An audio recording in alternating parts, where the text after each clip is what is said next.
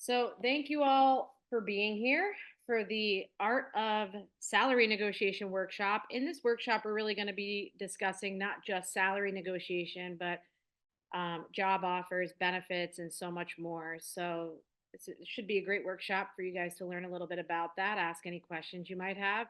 And for those of you that don't know me, I'm Ashley Dwyer. I'm the Director of Internships and Career Services here at Rockefeller College. So thank you all again for being here. And I'm going to go ahead and share screen and let's get started. First slide's a little wonky, but it's essentially what it says here is the art of negotiation, salaries, job offers, benefits, and more. So we're going to go over all of these topics. And I think for the purposes of the recording, if you can hold your questions until the end, and then I'll be happy to address them. You're also more than welcome to put any questions in the chat as well. Let's get started. Okay.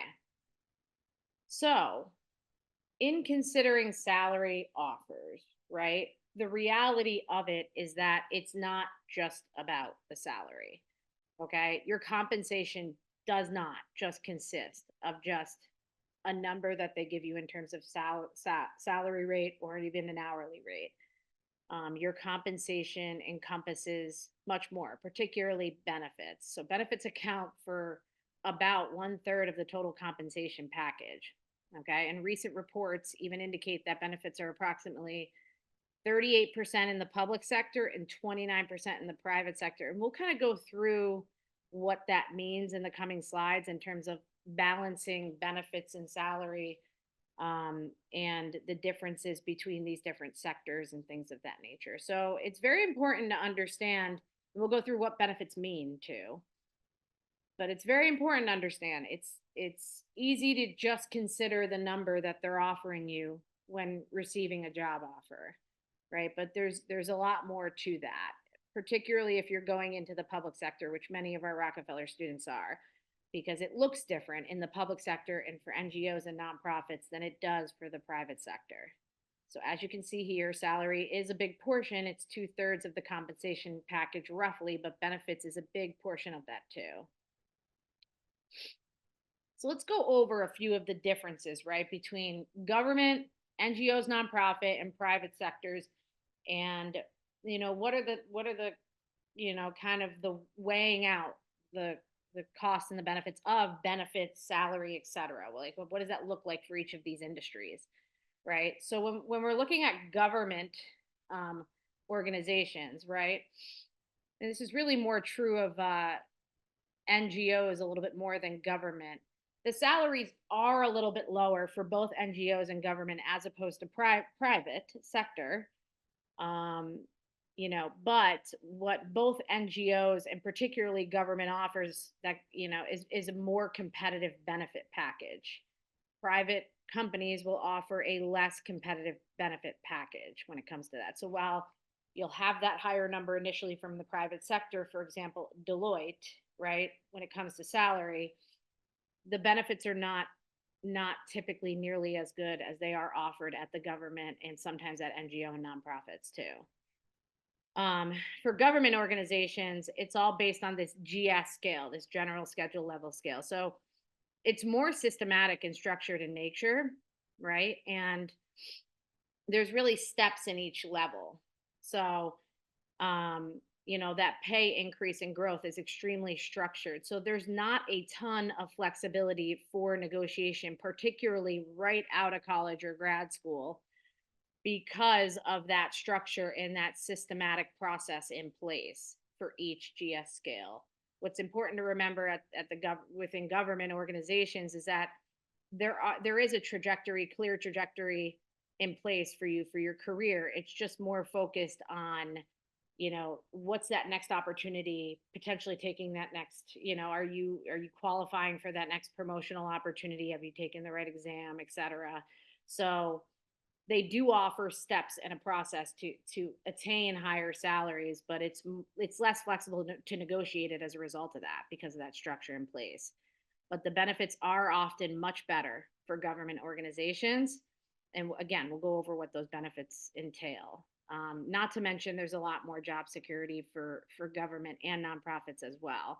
And kind of moving into nonprofits, they can be, generally speaking, similar to government organizations. However, they can really go either way depending on the funding of the organization, right? Some nonprofit organizations are doing better financially than others, right? Some, it just depends on the status of their organization because they're not for profit or NGOs. They're not as, they don't have as much cash flow per se as private companies or even government entities at times. So it can really be a little bit more sporadic when it comes to NGOs and nonprofits. Um, the real difference between NGOs and nonprofits is that NGOs are really working towards a larger cause on a broader scale, right? A more global scale, whereas nonprofits are doing the same thing. They're supporting some sort of a cause, just more on a local scale. And so with nonprofits, there does tend to be more flexibility and more room for negotiation, right? Because sometimes the salary isn't exactly what you want it to be, and sometimes the benefits isn't exactly what you want it to be. Again, this varies by the organization and what their funding looks like, what their financials look like, and it's going to be different. So the benefits can vary greatly. It's typically lower pay as well, um, and lower salary, and the benefits can vary. But again, it certainly depends on the organization.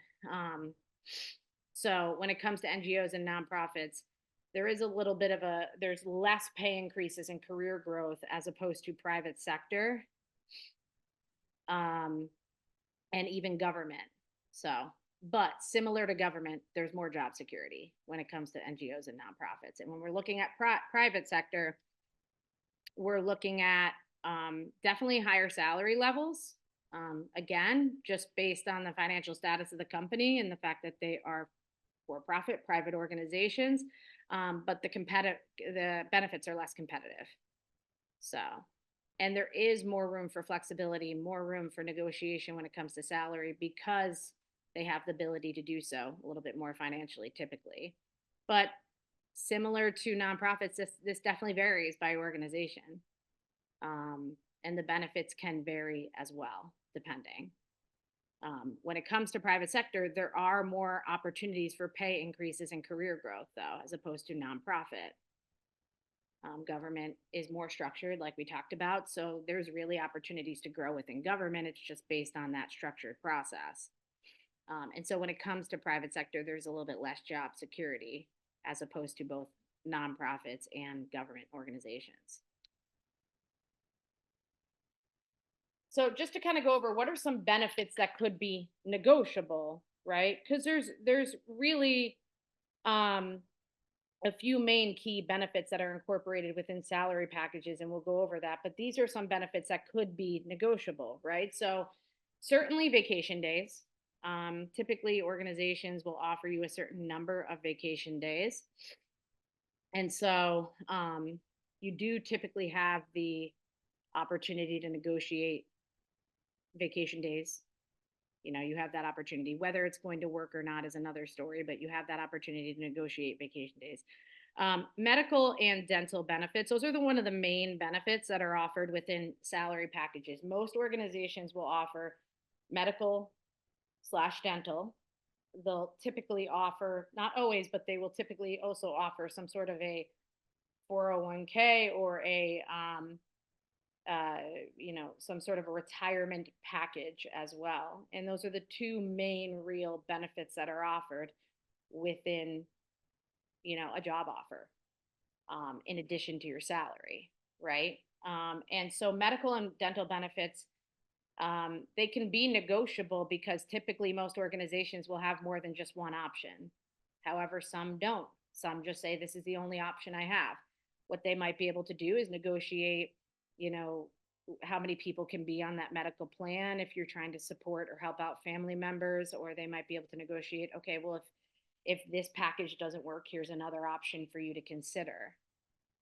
Something else that's very much negotiable is flexible schedule or telework arrangement as well.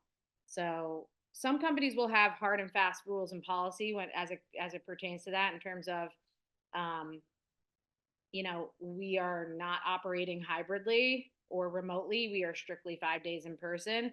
Some will have Some might say we offer 1 day remote a week, or 2 days we have a 50% telework or remote work policy. So most companies have some sort of policy in place, especially in this post COVID-19 pandemic world where they're trying to create some structure within their organizations. Some opportunities are strictly remote, right? It totally depends on the format and how the position is structured. Um, but that is something that possibly can be negotiated, right? That's a more flexible benefit that can typically be negotiated.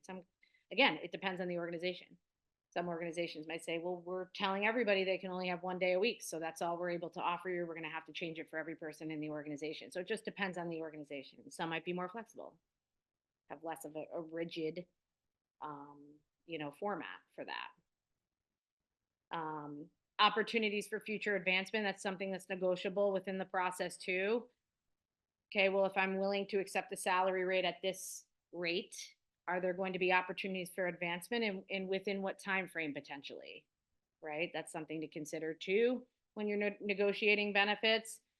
Professional development training funds, so once you start a job as students, most of you are learning right now in the process of learning, everything you need to know to be successful in your career moving forward. But once you start working, you're working, and professional development is a great opportunity for professionals to continue to learn within their industry, whether it's through a conference or a training. A lot of these things cost money, and they're not cheap. And so maybe professional development training funds is something that can be negotiated as part of that salary as well. If the salary, for example, is not exactly at the rate that you want it, maybe they're willing to send you to 2 conferences per year or something of that nature. So again, these are all based on conversations, based on the organization, but these are all things that can be negotiated when it comes to benefits.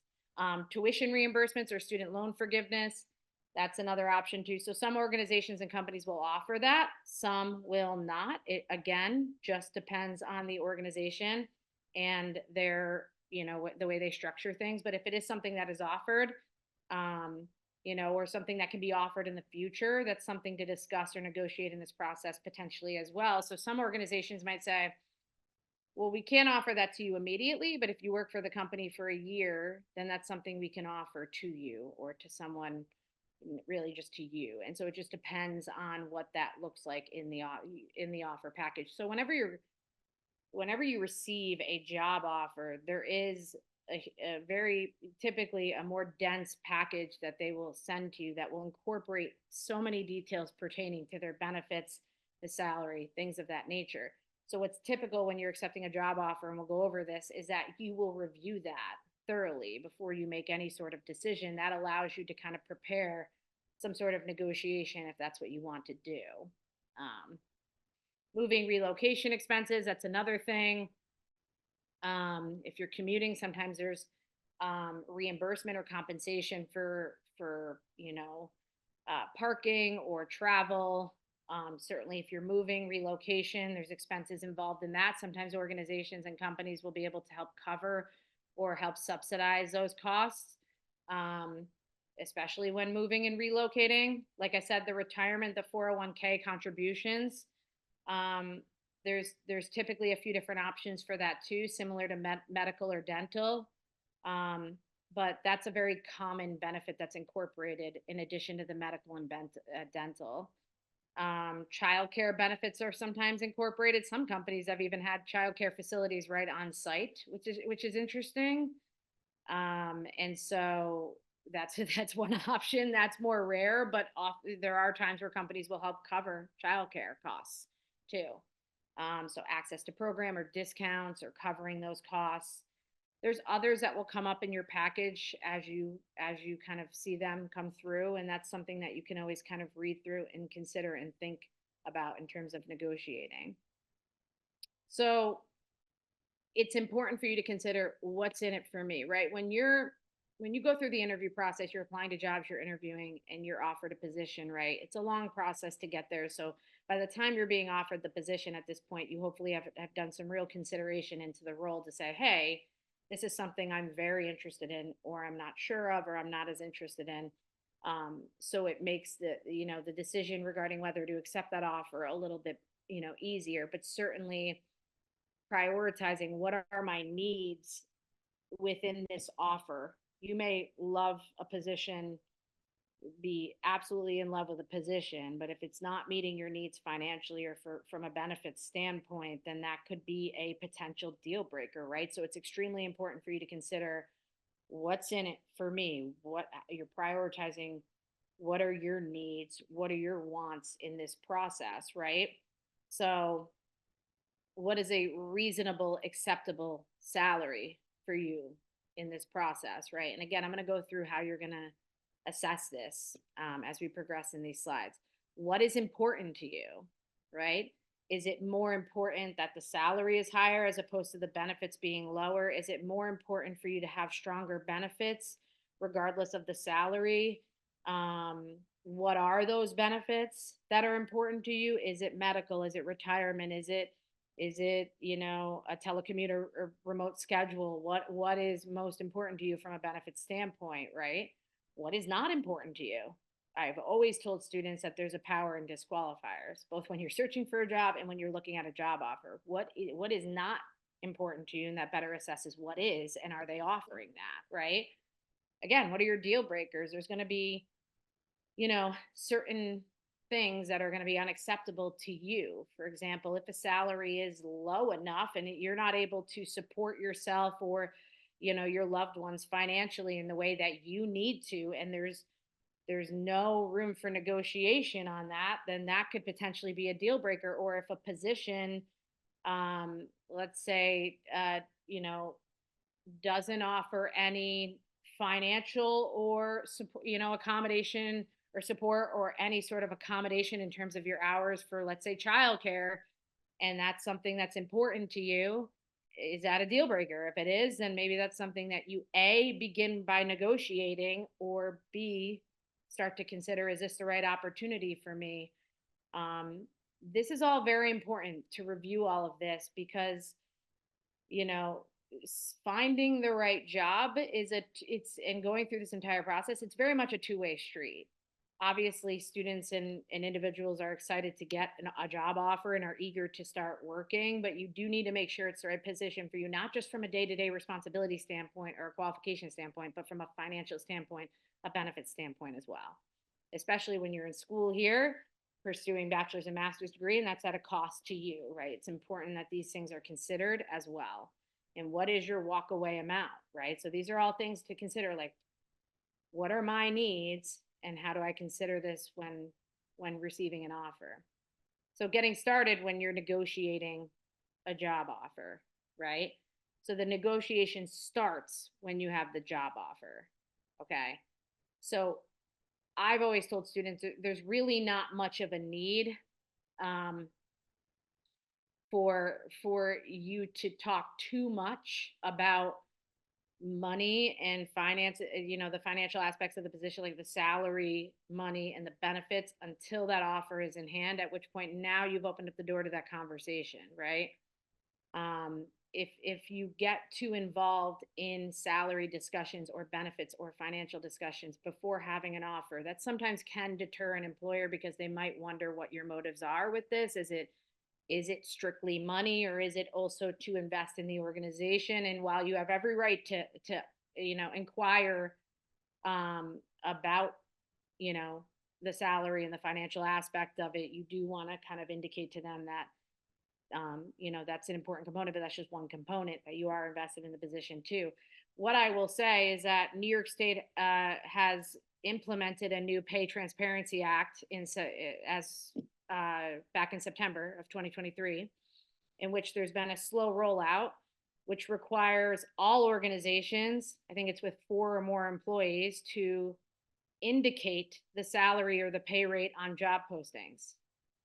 So this has been, in my opinion, a very beneficial, step forward in the job search process from both an employer's and a job seeker's perspective, right?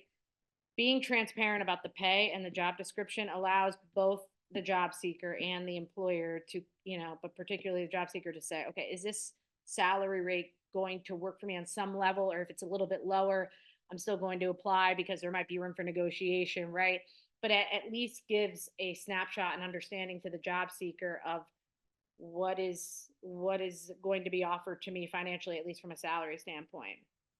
And for the employer, it weeds out any individuals or candidates who would not accept that salary because they would need much higher, for example. But what is important is they're not necessarily indicating the benefits in that Pay Transparency Act. They're just focusing more on the salary. So benefits are at a cost to the company. So it's a bonus. It's more financial bonus to in addition to your salary, right? So getting back to like where do we start? Certainly you could ask in the job search process before you have an offer, you could ask what the salary is. More than likely that's going to be indicated on the posting. But truly the negotiation process does not start until you have that offer in hand. When to negotiate, like we just discussed, when you have that offer for that new job. Other times you can negotiate is when you already have a job and you're up for a performance review, particularly if you've met key goals and marks in your progress. That's, that can create an argument for a salary increase or for a pay increase or for, you know, um, not just a raise, but, a higher position within the company. Maybe if you've taken on more responsibility than you initially were intended to do, or just in general, just to take initiative and assist, that could be another argument for negotiation of increased salary, of pay, all of that. And certainly before the end of the fiscal year, because most organizations are on this budget and budgetary things need to be considered before the end of the fiscal year, and then it shifts again for the new fiscal year. So certainly that's another time for you to negotiate as well. It's important when you're going into any negotiation, right, that you treat this as a collaboration. It's not a fight, it's not an argument, it's not a tit for tat, right? It's really meant to be, and we'll get into this in one of the other slides, a discussion about this, right? So treat it as a collaboration, not a fight. It's not an either or, right? Establish what those priorities are, like we talked about. And the biggest thing with this, and really with anything in your job search, is communication. Communication and how you communicate is everything when it comes to this kind of a thing, and within your entire job search process, really. And so, when you're in this process of negotiating, explaining the argument is critical, right?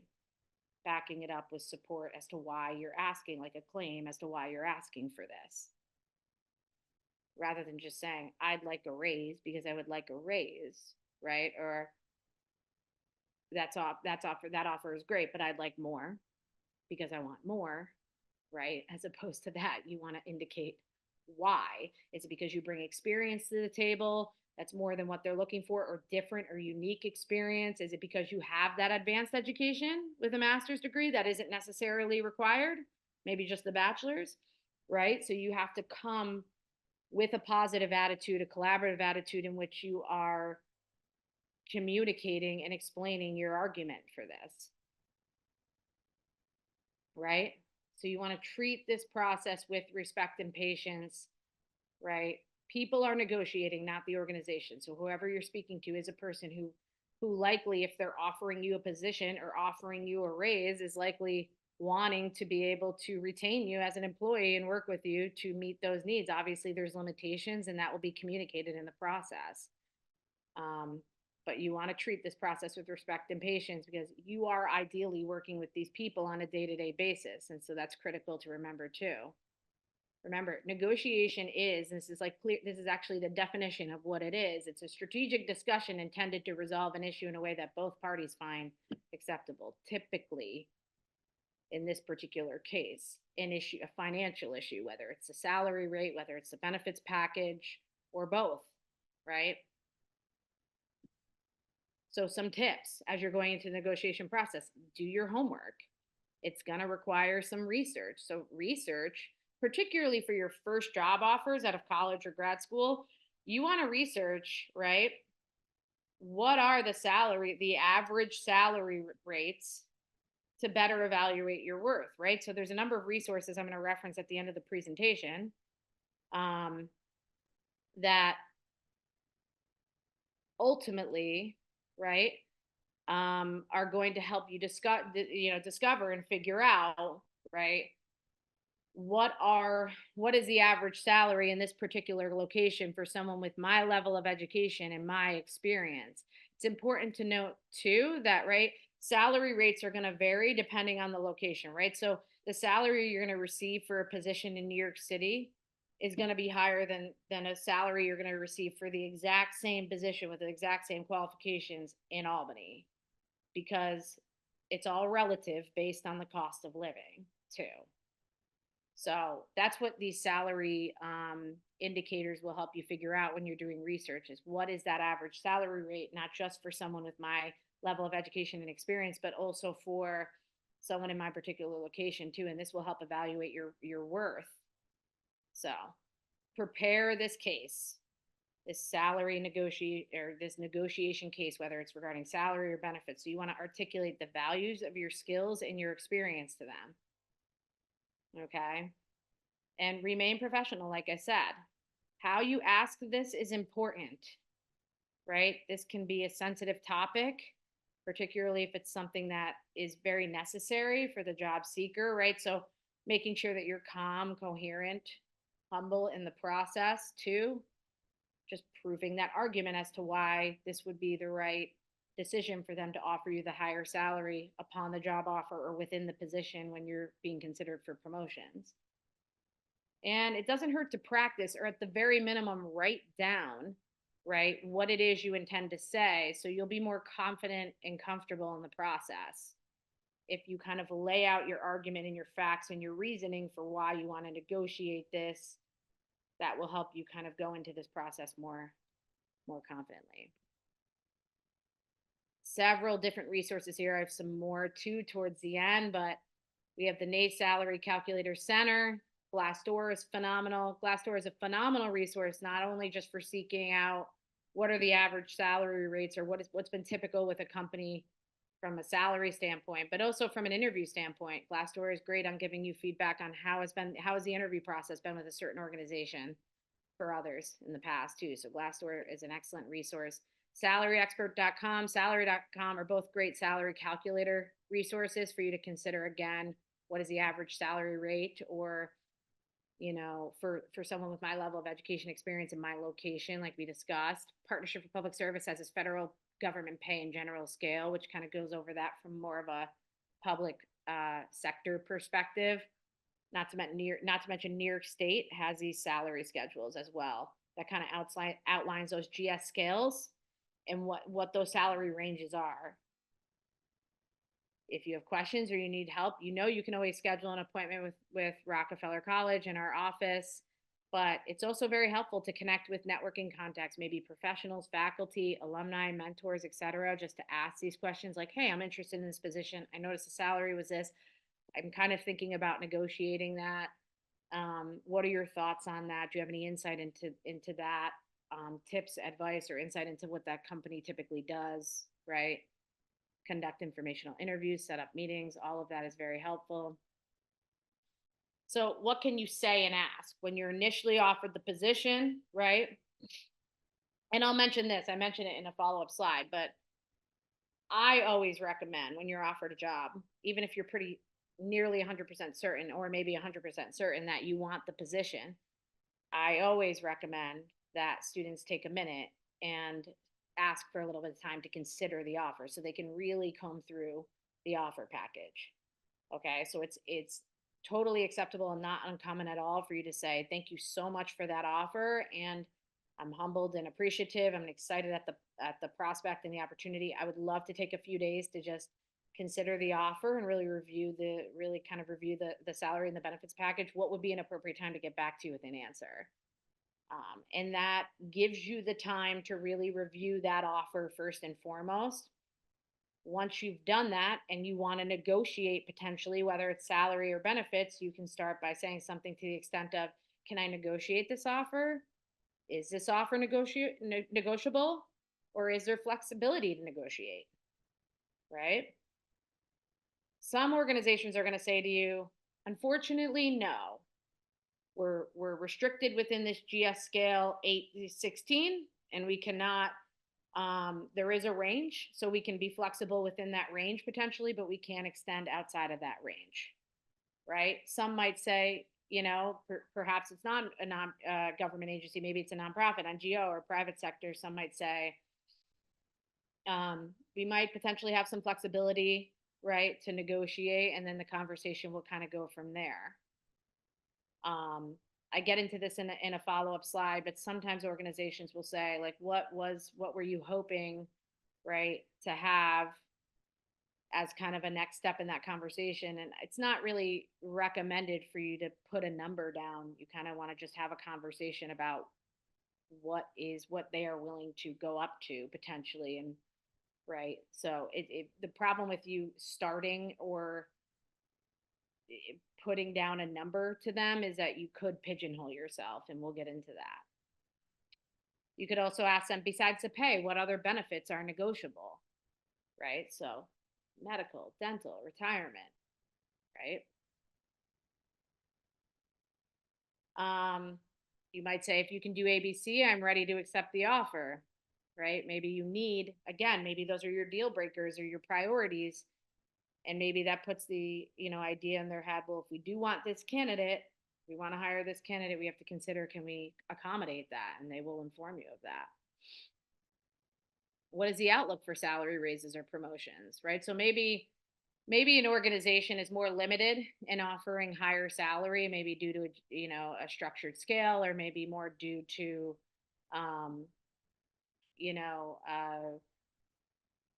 just like maybe they're offering that exact salary to a number of other entry level employees, for example, and then not able to be flexible on that, or maybe they just do not have the funding to increase the salary range at this point.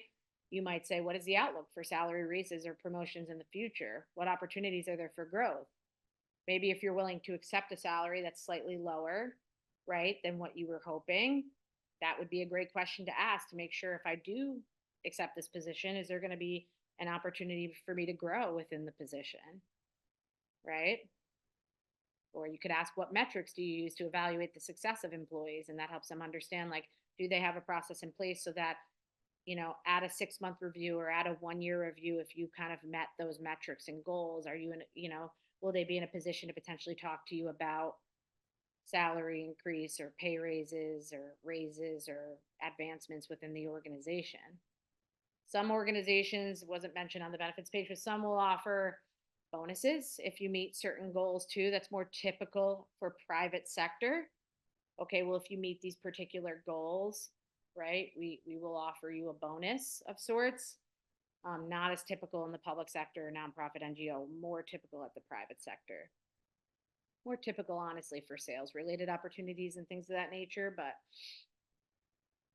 and then you could say, could I get the salary offer in writing? Right.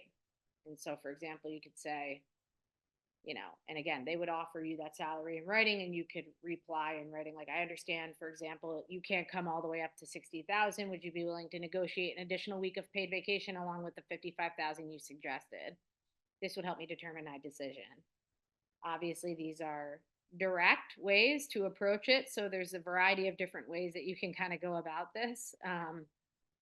So that's something to consider too. They're obviously not the most easy or organic or seamless conversations to have. They can be nerve wracking. Um, and they're honestly not as typical right out of college or even grad school, because you have to develop that experience typically to then have leverage to negotiate. But it is still something that is possible, particularly after the master's degree or after a postgraduate degree, like a master's or a doctorate, because then you're in a position where you're offering advanced level education. But certainly it's something you can discuss regardless if the salary is much lower than what's typical based on your research and much lower than what you're willing to accept. And you can't control the outcome of that, right? So all you can do is go into these conversations with professionalism and respect and patience, because ultimately the organizations will tell you what they are able and not willing to do. And then it becomes, the ball gets kind of put back into your court in terms of, okay, am I willing to accept that? Or am I going to have to pass on this at this time and consider other opportunities because they're not willing to meet my needs and these are deal breakers for me, right? That's why it's important when you're offered a position to take, you might be super excited and want to say yes on the spot, and you certainly could, but it's extremely important for you to review the job offer package and understand what all these benefits are, right? It's always good to start with a positive sort of, something positive when you're communicating this too. Thank you so much. I'm really excited at the opportunity to work together. However, is there room for is there flexibility to negotiate the salary? That isn't quite at the range I was hoping, and that what is expected for someone with my level of experience, right? Or based on my research, right? The market says this, the value of my experience would bring me here.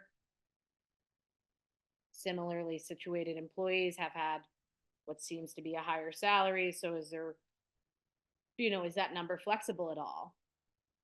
Right? If so, what is that amount based on?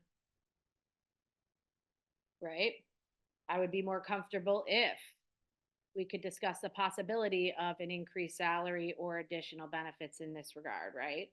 I would prefer not to leave and I'm more interested in growing here, right? So that tells them that you want to stay invested in the organization. You're not necessarily trying to leave, per se at all, right? And like I said, regardless, always take time to consider the offer before responding. Can I have some time to consider your offer? You should, most companies and organizations and government agencies at minimum will give you 24 to 48 hours to consider it. They might need to move along in this process, right, to then hire the right person. If you say no, they're going to have to, right, move on to another potential candidate, and they do have a timeline in which they need to hire, right? But it's it's extremely common for them to give you a little bit of time to consider it. And I think the best way to approach that is to put the ball back in their court and say, I'm excited at I'm appreciative and excited at this opportunity, and I would love to take a little time to consider it. What would be an appropriate time to get back to you? And again, like I said earlier, sometimes they will want to ask you, right, for a specific number. Like I said here, what should you not do? Well, don't say a number first, right? Even if you've done your research and you have a number in mind, if they didn't give you a range in the job posting, or they didn't give you a range through the interview process, they just gave you a number that doesn't necessarily work for you. Don't just say a number first that's higher than that, because that could be really pigeonholing yourself to that salary range and almost like putting yourself below market value too. And they might just be like, great, without you ever knowing that they're willing to go higher. So it's not common that they'll say that they will ask you in return, like, what's a salary number that will work for you? But if they do, you can say, what I would respond by saying is something to the extent of, well, I'm willing to be flexible and negotiate. What would the range be for this position? And that puts them in a position to indicate the range on some level, and for you to then discuss what's an appropriate amount based on that range and based on the market value, right? Also, do not use personal circumstances as a negotiation tool, right? That's not really considered as much into this process. I would say outside of childcare, because that is at times a benefit that is offered in the package. Not always, but sometimes.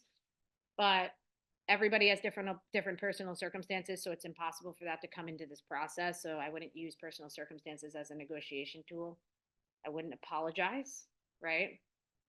This could indicate that maybe you're just not as confident, you're willing to kind of back down from that and come back to the original amount, right? It can kind of show a little bit of a lack of confidence.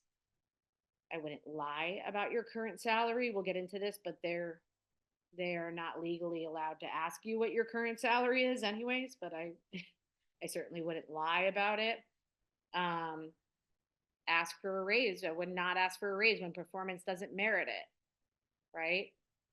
You definitely, when you're in a position, want to pick and choose, right, when those times are that you're going to potentially ask for a raise, and it's not something you can ask for all of the time, right? There has to be reasoning, arguments behind it, that you are in a position to deserve that raise based on your performance. So I wouldn't ask for that when your performance is not at the position to merit that, right? Sometimes it's not a matter of you not doing a good job. It's just a matter of you needing more time to, you know, kind of show your worth and meet those performance goals. I would not ask for a raise before meeting those performance review goals either. Like I mentioned, I wouldn't threaten to quit. Again, this is a two-way street. So ultimately, and it's a conversation. So ultimately, you're going to ask for things. They're going to tell you what's possible, and they're either going to work with you on that or they're not going to be able to, right? And so if it's a situation in which you've asked for something, they cannot accommodate that request, right? Threatening to quit won't help matters. Then you need to consider, is this the right position for me moving forward? Or do I need to consider my other options with other organizations? Okay. You do need to make sure it's the right fit for you when you receive a job offer and when you're in a job.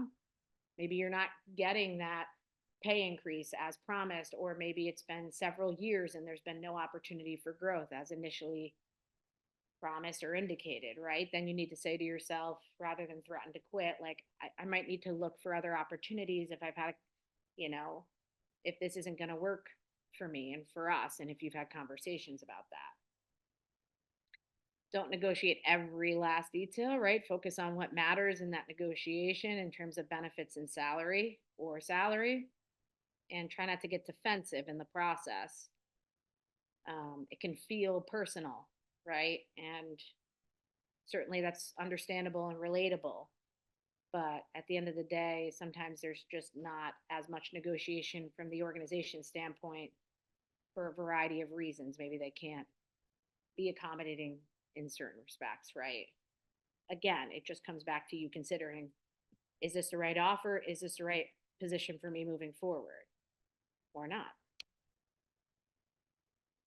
Should you reveal your current salary? I mean, the overwhelming answer to this is no. I mean, you certainly could you? Yes, it's your prerogative, but it is not necessary. And as a matter of fact, New York State labor law, effective in 2020, prohibits state employees from asking for the salary history from prospective employees. So they cannot legally ask you for your salary history. Um, cannot use an applicant's wage to consider, interview, promote, or hire an applicant. So they can't use that kind of in that process. Only after a candidate has been extended a conditional offer of employment with compensation, and for the purpose of verifying information, may they request that information. Oops. So again, this law does not prevent you or current employees from voluntarily and without prompting, disclosing or verifying wage or salary history for the purpose, but you do not need to, and they are not legally allowed to ask you. So I would leave that out of the conversation for the most part and focus more on, like, what is it that you do need and what are the arguments for that. Again, remember, do your research. Talk with, information is power. Talk with alumni, professionals, faculty, mentors, peers. Gather information from their experience, particularly if they're working at companies or organizations you're interested in. Know your value, know the market, right? Write it out, have an outline of what it is, or map it out that you want to discuss. Practice your response, remain professional, and then ultimately making that decision throughout once you're through the negotiation process by assessing what is possible, what are you willing to accept, what are your needs, and what is right for you. These are just some more articles that I've looped in. Again, anyone who's attended this session today will receive a follow-up email with the PowerPoint and the recording too, but several articles here, particularly a few from LinkedIn, from Government Loop, from Go Government, Partnership for Public Service, on negotiation, tips to negotiating a salary offer. And this is our contact information. Don't hesitate to, this is all, this is really a general overview of negotiating salary, job offers, benefits, all of that. But it's very much going to be individual, right? And specific to the job, the organization, the position, the pay, the benefits, right? So if you want to discuss a specific offer regarding salary or benefits or what have you, certainly feel free to schedule appointments. It's actually not included on this slide, but We offer drop-in hours weekly. I offer them on Tuesdays from 3 to 4 and Fridays from 12 to 2. My colleague Joan offers them on Wednesdays from 12 to 2. Our grad assistants both offer them as well. Not to mention, you can schedule appointments on Handshake. So you can go right onto Handshake to schedule an appointment. And we have subcategories for appointments that will address this. So you can certainly schedule an appointment with us to have a one on one, more confidential conversation about this as well.